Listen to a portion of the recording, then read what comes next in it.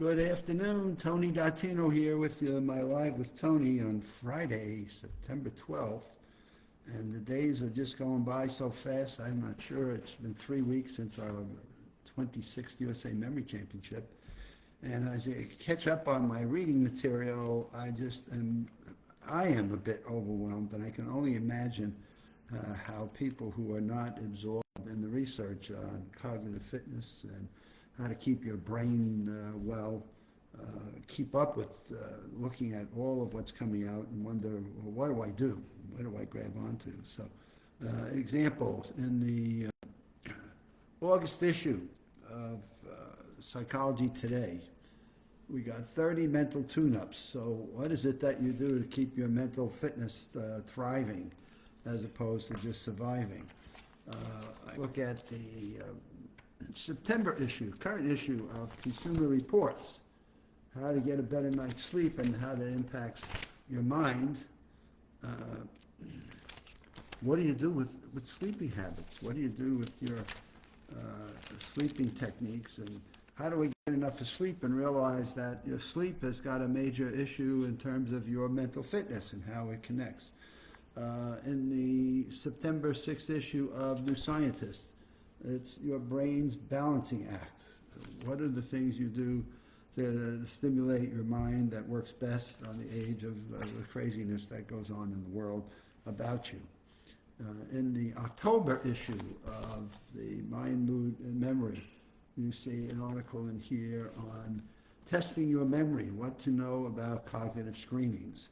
And it goes on, and this is just in a short period of time. So even as I read, this has been my life for 30 years, and as I try to keep up with it, and I'm catching up on my backlog since I'm focused on the Memory Championship, I wonder, so what is it that you do? And I always go back to what we've put out on our USA Memory Championship website, 6 key factors for long-term mental health. And all of this research that I keep referencing, I keep looking at, will tie back to what the 6 key factors are and what we call your wheel of mental fitness.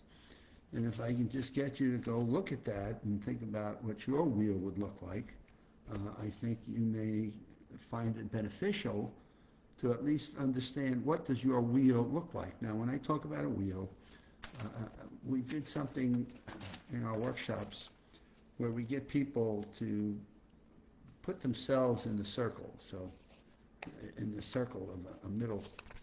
So you put yourself in the middle here, if you can see, that's you there in the middle. And what we have people do is draw spokes. They draw spokes on where are they in terms of their mental fitness. So what you're looking at here is one spoke, and we have you score it from 0 to 10. So for example, how good are your sleeping habits? So most people will tell me, oh, they're somewhere in the middle. They can't always get a good night's sleep, stress, anxiety. I don't get to bed on time. I'm worried about something.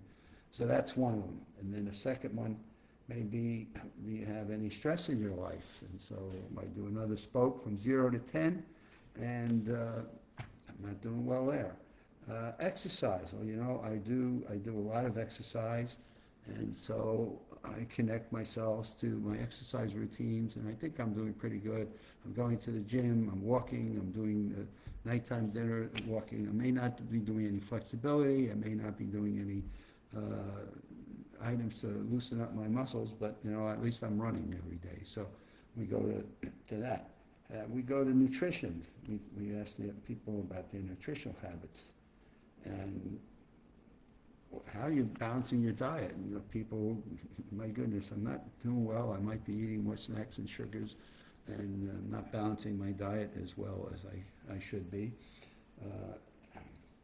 How well you're doing on your social activity. So a lot of people, well, gee, you know, I do have some friends. I do go out for drinks and things. I do go out to ball games. I think I do okay. I'm not isolating myself. I'm not in a state of loneliness. And then the one that most people kind of do poorly at is how well are you challenging yourself? How well are you consciously exercising your brain. I know you're exercising your physical limitations or activities, but how well are you exercising your brain? So now, what do we do with this? So we now look at this and we say, okay, I've created these spokes. Now what I want you to do is connect these spokes. And I want you to tell me, as you connect these spokes in a circle, this is your wheel of mental fitness. And if you look at it as a tire, your wheel as a tire, the question you've got to ask yourself then is, how well is my wheel of cognitive fitness working? And that's what we do in the 6 key factors of long-term mental health on our website. And we encourage people then to understand what are some of the things you can do to improve each of those spokes. And I always recommend to people, do not start, so don't try to take all of this stuff and go crazy with it, because you're going to drive yourself nuts trying to figure out, well, what do I do? I read this here, I read this there. So what we've done is we put it all together and we said, there are 6 key factors, along with obviously your purpose of why you want to live and why do you even want to do. So what's your motivation to want to do this to begin with? So we're going to assume that you have a motivation and you do want to maintain your long-term mental fitness. You do worry about dementia. You do have some concerns about Alzheimer's. And so you do want to be proactive in what you're doing. And so what we encourage people to do is not take the whole wheel and bite the whole apple at one, as we say, bite the apple one piece or one bite at a time. And so we suggest to people take one of the elements of the spokes on your wheel and work to see how you might improve that. And so if it's exercise, so what are you doing for your aerobics, what are you doing for your anaerobics, and what are you doing for flexibility? And so put something into your life that not only works on the, I'm running 3 times a week, or I'm walking every night, but what are you doing in terms of building up and maintaining your muscles in your stomach, and maybe in your thighs, maybe in your abs? What are you doing in your chest? What are some things you do to maintain flexibility now? So what are you doing for flexibility training? Do you have any bands that you use? Do you do any stretches and flexibility exercises? And take one of the spokes and make that your program for the next 30 days.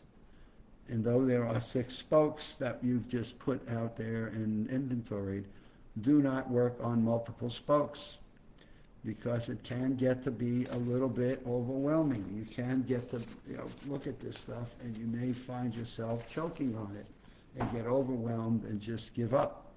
And the goal here is not to give up, it's to build on this, expecting that you're going to live for a few years at least.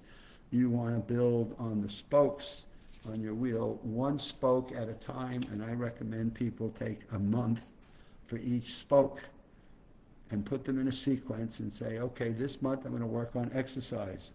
Next month I'm going to work on mental challenges. I might be doing some crosswords. I might go out and do some dancing and learn some dance steps or move. I may read a book on how to improve my memory. I may take a course on how do I build my mental creativity and things of that sort. And so work on mental challenges for a month.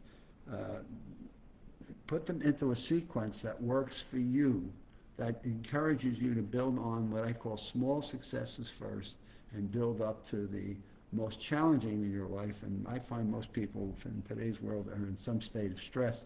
So I suggest that people, don't try biting that one off right off the top. Build some confidence, get yourself into a rhythm, and begin to work on those one at a time, and then come back and redo your wheel 6 months later.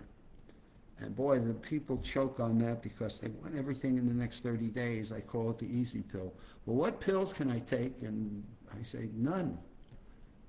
You've got everything within your own grasp, and you got everything within what you're able to do. And all I suggest to people is just go take a look at the 6 key factors of long-term health that we've put together for you on our USA Memory Championship training course, and give it a go. And we've been very gracious about refunding that if people find it and, oh my goodness, this is overwhelming for me and I just can't keep at it. And you know what, we've been good about refunding when we've needed to. But the most important thing is the elements are there. We've consolidated all of this for you. All of this has been consolidated.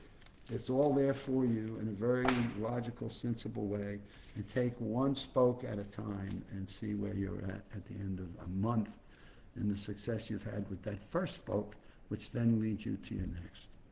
And off we go into the weekend, and we are here for another weekend. It's football season. We got baseball playoffs coming up sooner than we know, and before you know it, we'll be looking at college basketball and NBA basketball, and hockey will jump in there, and golf is Ryder Cup is next week. So lots of sports activities on weekends, and hopefully all is well. The fall is coming. The leaves are changing. The cooler weather is going to be around the corner, and it'll give us time to get out and do the things that make a difference in our long-term mental health. Have a great weekend. We'll see you next week.